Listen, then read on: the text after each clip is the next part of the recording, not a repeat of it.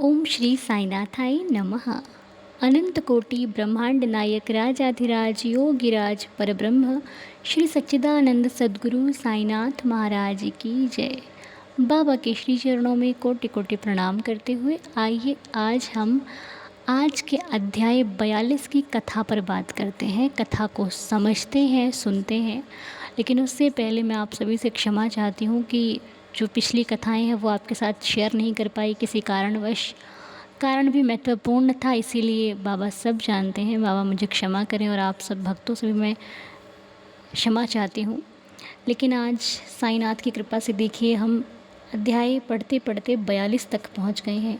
और ये 42 अध्याय हमें भाव विभोर करता है और हमें आज से 100 साल पिछली यादों में ले जाता है, जो कि हमारे बाबा की यादें, हमारे बाबा के होने के समय जो भक्तों को महसूस होता था, हम इन अध्यायों को पढ़कर वो महसूस कर सकते हैं। और अब आगे आने वाले जो अध्याय हैं वो भी इन्हीं कथाओं पर आधारित हैं, जो कि बाबा के जीवन में जब बाबा महासमाधि लेते हैं उस तब की कथाएं पढ़ना बड़ा कठिन है। मेरे से शब्द भी नहीं बोले जा रहे इस वक्त, क्योंकि जब भी मैं श्री साईं सचरित्र का अध्ययन करती हूँ और ये अध्याय जब आते हैं ना, तो मैं नहीं पढ़ पाती, या फिर मेरे से बहुत मुश्किल होती है पढ़ने में। क्योंकि हम आज भी वो उस समय में चले जाते हैं जब मेरे बाबा, मुझे लगता है कि ये सब मेरे सामने हो रहा है, सब मैं देख पा रही हूँ, सब मैं सुन पा रही हूँ, सब कुछ मैं महसूस कर पा रही हूँ। नहीं पढ़ी जाती ये कथाएं, नहीं सुनाई जाती ये कथाएं आंसुओं से भर देती हैं आँखों को। लेकिन फिर भी बाबा की कृपा है तो हम इस अध्याय की कथा को यदि समझें तो सबसे पहले इस अध्याय में बताया गया है कि बाबा ने कैसे अपने अनन्य भक्त तात्या कोते पाटिल जी के प्राणों की रक्षा करी, उनके बदले अपना जीवन न्यौछावर कर दिया।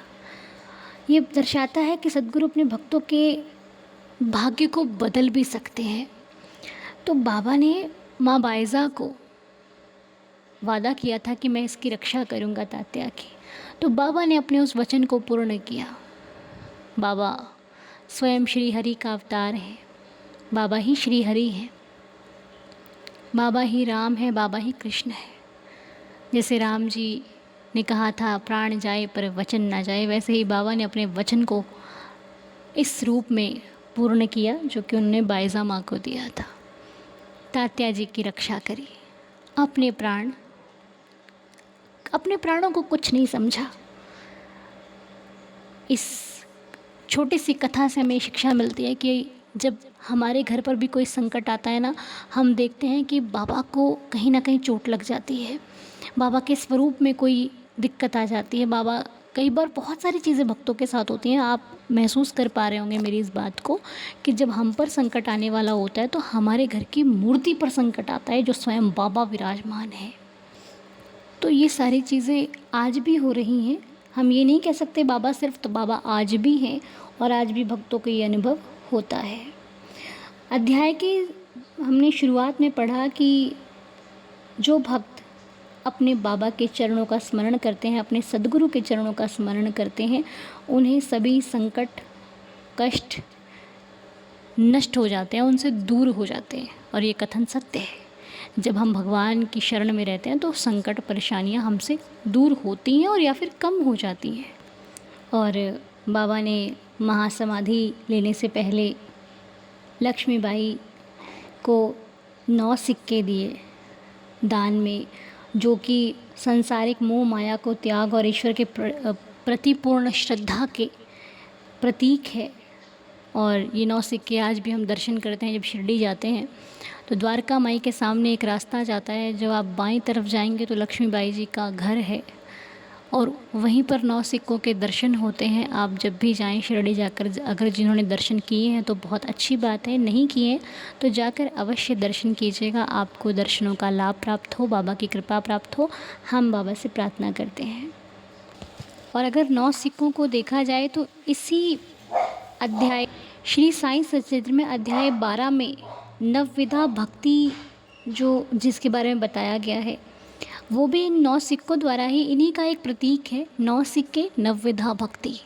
9 का अंक बहुत ही एक पावन, एक शिक्षा देने वाला अंक है।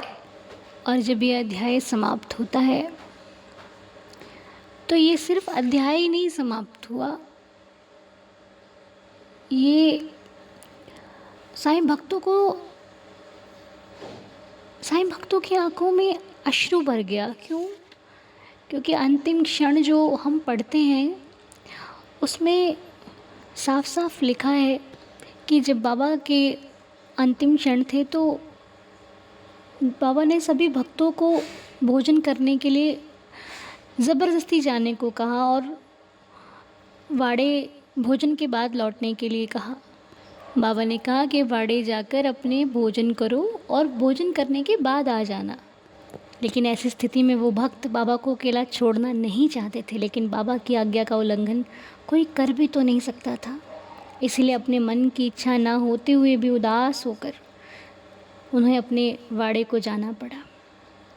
और सभी को विदित था कि बाबा की जो इस वक्त हालत है वो चिंताजनक है, इसीलिए कोई उन्हें अकेला नहीं छोड़ रहा था। और भोजन अभी समाप्त भी नहीं हुआ था कि बाबा के नश्वर शरीर को त्यागने का समाचार उनके पास पहुंचा और आधे पेट ही अपनी थाली छोड़कर मस्जिद की ओर भागे। जाकर देखा भक्तों ने तो बाबा बयाजी अपा कोते की गोद में अंतिम विश्राम कर रहे हैं। वो ना तो नीचे लुढ़के ना शैया पर ही लेटे, अपने ही आसन पर शांति पूर्वक बैठे हुए अपने हाथों से दान देते हुए उन्होंने ये मानव शरीर त्याग दिया। कैसे पढ़े ये अध्याय? नहीं पढ़ा जाता, माफ़ कीजिएगा। लेकिन अगर हम उस वक्त होते क्या अपने आप को संभाल पाते? नहीं ना, बिखर जाते, क्योंकि संभालने वाला तो शरीर छोड़कर चला गया। लेकिन सौभाग्य इस बात का है कि सिर्फ शरीर ही छोड़ा, बाबा आज भी हमारे हृदय में वास करते हैं, क्योंकि वो एक शक्ति है।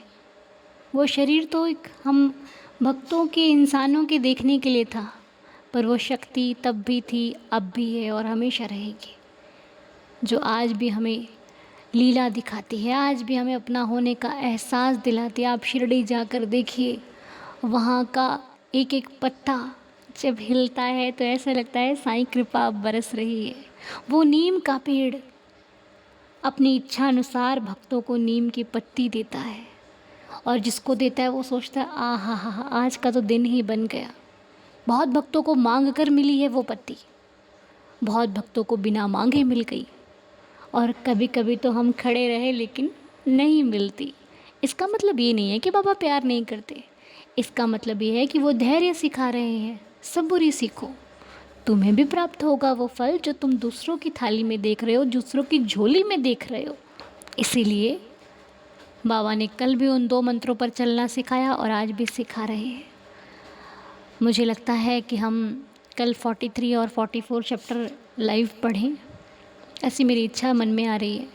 अगर आप मेरी इस इच्छा से सहमत हैं तो मुझे कमेंट्स में ज़रूर बताइए, मुझे आपके जवाब का इंतज़ार होगा। आज के लिए इतना ही, मिलेंगे सुबह मॉर्निंग प्रेयर में। तब तक के लिए ख्याल रखिए अपना। ओम साई राम, जय जय साई राम, साईं शुभ रात्रि।